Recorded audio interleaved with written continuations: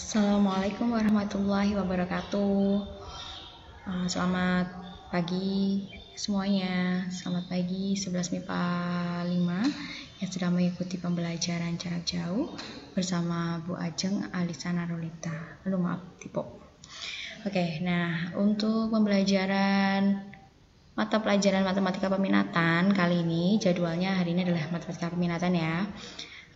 Materi yang akan kita pelajari untuk matematika peminatan di semester 1 adalah trigonometri lanjutan. Nah, untuk itu pada video ini kita akan sama-sama flashback dengan materi trigonometri yang sudah kalian pelajari saat kelas 10. Nah, guys, kalau begitu sekarang kita langsung aja. Kalian bisa buka buku yang lalu, bisa buka LKS yang kelas 10 yang lalu, jangan dibuang dulu ya, karena masih ada kaitannya, beberapa hal yang masih ada kaitannya dengan trigonometri pada kelas 10 yang sudah kalian pelajari. Oke, oh ya, nanti di tengah-tengah ataupun di akhir, pokoknya di sela-sela video ini nanti akan ada pertanyaan yang harus kalian jawab melalui Google Form yang akan Ibu share nanti bersama atau berbarengan dengan daftar hadir. Jadi kan harus simak baik-baik video ini sampai selesai, karena nanti ada pertanyaan tersembunyi yang harus kalian jawab di daftar hadir. Ikut daftar hadir sekalian yang nanti akan Bu Ajeng bagi lewat Google Form gitu ya. Oke. Untuk trigonometri, pertama pasti kalian sudah tidak asing lagi dengan perbandingan trigonometri pada segitiga siku-siku. Pada segitiga siku-siku ya, misal di sini ada segitiga siku-siku A, B, C dengan siku-siku di A. Pasti kalian ingat perbandingannya. Perbandingannya kayak apa sih, Bu? Kayak gini. Nah, sin alfa sama dengan perbandingannya adalah sisi depan dibagi sisi miring. Begitu juga cos alfa. Sisi samping dibagi sisi miring. Tan alfa sisi depan dibanding sisi samping. Gitu ya. Ingat lagi ya. Dan mereka punya kebalikan. Atau mereka punya kebalikan perbandingan dengan siapa? Sinus dengan kosekan. Kosekan perbandingannya adalah sepersin alfa. Dia adalah sama dengan dibalik aja sisi miring per sisi depan ya. Sekan alfa sama dengan seperkos alfa sama dengan sisi miring per sisi samping. Lalu kotangan alfa sama dengan sepertan alfa sama dengan sisi samping per sisi depan, begitu. Saya pikir ini nggak ada masalah, kalian pasti ingat karena ini yang paling populer ketika kalian belajar trigonometri ya. Contohnya, misal di sini ada segitiga siku-siku ABC, kalian mau cari kosinus sudut B-nya. Karena kosinus adalah sisi samping dibagi sisi miring, maka sampingnya siapa? Oh, sisi AB. Miringnya siapa? Oh, sisi BC. Berarti perbandingannya adalah sisi AB per sisi BC. Tergantung nanti tinggal kamu isi nilainya dengan berapa panjang sisi yang diketahui oleh soal, gitu ya.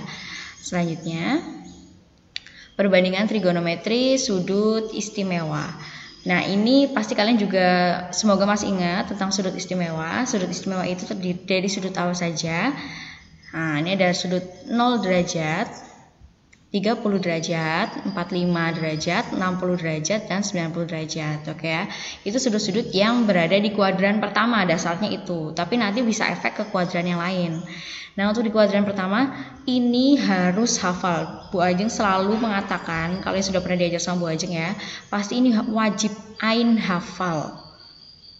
Minimal hafal deh, kalau ngerti alhamdulillah ya. Karena ini dimanapun kalau kamu ketemu tentang trigonometri, nanti pun kamu kelas 12 ketemu materi jarak pada dimensi 3, itu pasti akan ketemu dengan trigonometri juga. Ya. Itu akan ketemu dengan perbandingan trigonometri sudut istimewa juga. Makanya kalian paling tidak sekarang minimal hafal, paham lebih baik, oke ya. Nah, ini nilai-nilainya harus kalian hafal. Saya pikir saya nggak usah mengulangnya lagi karena kalian pasti sudah bisa punya trik sendiri untuk bagaimana cara menghafal trigonometri sudut istimewa ini ya. Selanjutnya,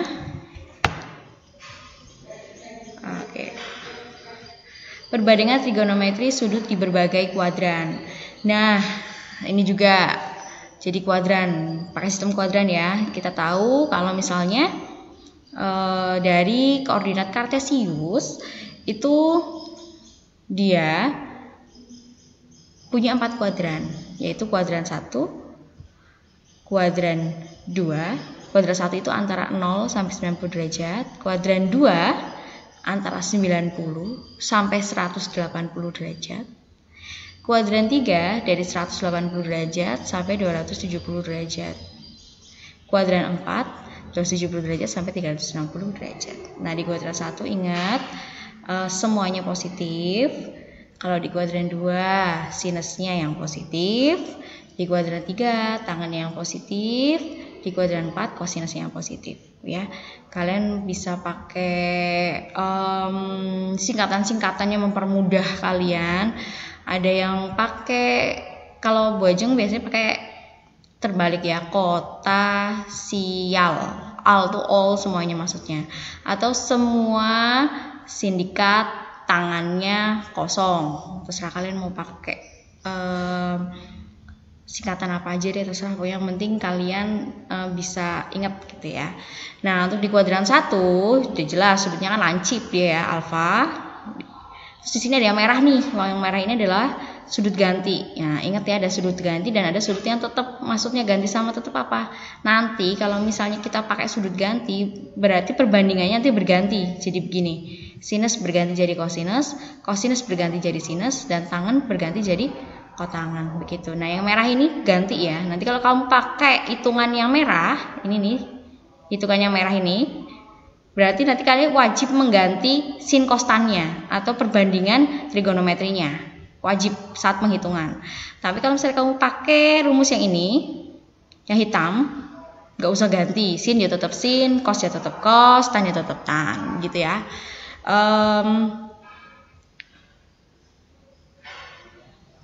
Pokoknya kamu terserah mau pakai yang ganti boleh, mau pakai yang tetap juga halal.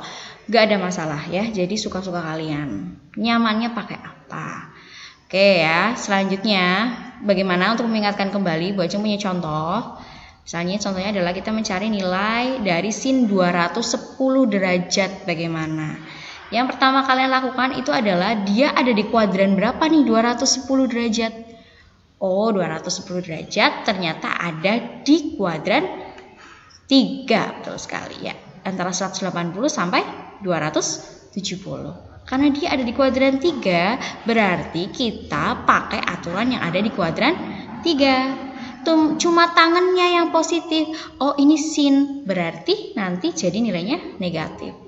Lalu kamu tinggal pilih mau pakai tetap atau mau pakai ganti. Oh, saya mau pakai tetap deh, Bu. Oke, kalau kita pakai tetap berarti hitungannya seperti ini ya. Pakai sudut tetap. Sin 210 derajat sama dengan sin 180 derajat ditambah, karena di sini rumusnya begitu ya. Alfanya yang kita cari, alfanya berapa? Oh, kita dapat alfanya 30 derajat. Gitu. Nah, ini akan kita pakai karena dia di kuadran 3, makanya pakai rumus ini. Kalau sudutnya di kuadran 2 pakai rumus kuadran 2. Gitu ya. Lalu sama dengan, nah sin ini di kuadran 3 nilainya apa? Yang positif kan cuma tangan, berarti dia nilainya negatif. Karena dia pakai tetap, ya sekali lagi karena dia pakai sudut tetap, pakai rumus sudut tetap, makanya sinnya tetap jadi sin. Yang diambil sudutnya kecil 30 derajat. Sama dengan minus berapa sin 30? Balik lagi ke sudut istimewa yang ada di slide sebelumnya. Oh, sinus 30 nilainya adalah setengah. Oh, hasilnya berarti negatif 1/2 atau negatif setengah. Begitu. Nah, kalau misalnya saya maunya pakai sudut ganti aja deh, Bu. Oke, nggak masalah pakai sudut ganti. Sama aja nanti hasilnya, oke. Sin 120 sama dengan sin. Nah, karena pakai ganti, udah nawa itu pakai ganti ya, udah niat pakai ganti, berarti kamu pakai rumus yang ganti. 270 min berapa yang hasilnya 210? Oh, 60 derajat. Tapi ingat dia ganti sin ini, dia harus berubah jadi cos. Sin berubah jadi cos. Ini ya. Oke, negatif cos 60 derajat. Kenapa negatif? Karena sinus di kuadran 3 negatif. Cos 60 berapa? Setengah. Jadinya nilainya adalah negatif setengah. Begitu. Oke. Nah, sebelum kita ke slide selanjutnya, nah ini adalah pertanyaan kuis. Pertanyaan kuis yang yang harus kalian jawab nanti ketika sekalian mengisi mengisi Google Form untuk absensi ya. Oke, pertanyaannya adalah berapakah nilai dari kosekan 30 derajat? Oke, itu pertanyaannya, nanti kamu jawab ya. Ya, kita lanjut ke selanjutnya, identitas trigonometri. Nah, ini lebih kayak kalau rumus ya. Ini udah dihafalin aja sih. Karena paham lebih bagus, tapi minimal kalian hafal ya. Dari yang ini saya kira ini nggak ada masalah, sekan alfa, kosekan alfa, kotangan alfa. Sudah pernah ya di depan tadi waktu perbandingan trigonometri segitiga siku-siku. Lalu tangan alfa itu adalah sama dengan sinus alfa dibagi cos alfa. Kotangan karena kebalikan dari tangan berarti cos alfa dibagi sin alfa. Di sini juga ada yang bentuknya adalah kuadratik ya. Cos kuadrat alfa ditambah sin kuadrat alfa sama dengan 1, menyebabkan kalau kita cari cos kuadrat alfanya aja, berarti sin kuadrat alfanya pindah ruas, jadi 1 min sin kuadrat alfa. Begitu juga dengan sin kuadrat alfa. Cos kuadrat alfanya pindah ruas, jadi 1 min cos kuadrat alfa, begitu. Yang ini juga 1 plus tan kuadrat alfa sama dengan sekan kuadrat alfa. Ini sebenarnya bisa dibuktikan, tapi kita nggak perlu membuktikan sih. Yang penting kalian ngerti ya, ngerti. Ini karena nanti mungkin akan kita pakai ketika materi di trigonometri lanjutan ya. Lalu kotangan kuadrat alfa ditambah 1 sama dengan kosekan kuadrat alfa, gitu. Buka lagi bukunya, di LKS ada. Lalu rumus persamaan trigonometri. Nah, sebenarnya di peminatan, matematika peminatan di kelas 11 ini kalian itu sebenarnya lebih concern nanti ke persamaan trigonometri, tapi bentuknya nggak sederhana lagi, bentuknya nanti akan melibatkan identitas trigonometri. Nah, itu makanya kalian harus latihan lagi bagaimana cara menentukan himpunan penyelesaian persamaan trigonometri, begitu ya. Saya pikir di kelas 10 semoga sudah diajarkan. Kalau Bu Aja sih merasanya sudah mengajarkan ya ketika di kelas 10. Kalau bagi yang dari X 10 MIPA 3, kalau 10 MIPA 4 dan 10 MIPA 5 mungkin Bu Prapti juga sudah mengajarkan. Jadi kalian lihat-lihat lagi ini akan kita lebih perhatikan itu di persamaan trigonometrinya, gitu ya. Bagaimana kalau sin? Kalau sin ternyata penyelesaiannya harus dengan 2 cara. Karena sin is itu positifnya ada di kuadran 1, makanya alfa aja. Dan di kuadran 2, 180 derajat min alfa, gitu. Kosinus makanya dia ada 2 ya. Kosinus juga 2, alfa karena di sini alfa dan min alfa di sini. Rumusnya saya pikir kalian nggak asing lagi nih, sudah pernah diberikan pasti.